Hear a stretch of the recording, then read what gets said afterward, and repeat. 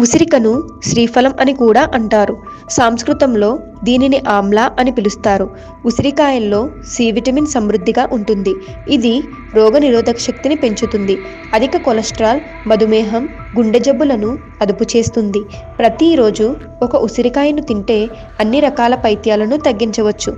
ఉసిరికాయను పొడి ఎండబెట్టి వగరుగా, మురబ్బాగా, నిలువపచ్చడి రూపంలో వాడుకుంటాం. అలాగే ఆమ్లా ఆయిల్ రూపంలో జుట్టు ఆరోగ్యం కోసం ఉపయోగిస్తాం. అనేక సౌందర్య సాధనాల్లో ఉసిరిని ఉపయోగిస్తున్నారు. షడ్రుచుల్లో చేదు తప్ప మిగతా అన్ని రుచులు ఉసిరిలో ఉంటాయి.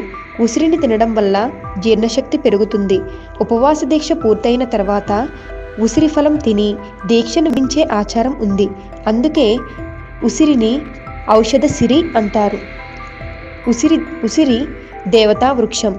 ఇది ఉన్న చోట శ్రీ మహాలక్ష్మి ఉంటుందని నమ్మకం. లక్ష్మీదేవి కొలువైన చోట శ్రీ మహావిష్ణువు కూడా ఉంటాడు. ఉసిరి చెట్టు మూలంలో విష్ణుమూర్తి, కాండంలో శివుడు, కొమ్మల్లో బ్రహ్మదేవుడు, ఉపకొమ్మల్లో సకల దేవతలు ఉంటారని నమ్మకం. అందుకే ఉసిరికాయతో కార్తీక మాసం సమయంలో దీపం వెలిగిస్తూ ఉంటారు. ఉసిరి చెట్టు కింద తులసి మొక్కను ఉంచి పూజ చేస్తారు. ఉసిరి చెట్టు నీడలో వనభోజనాలు చేయటం ఆనవాయితీ.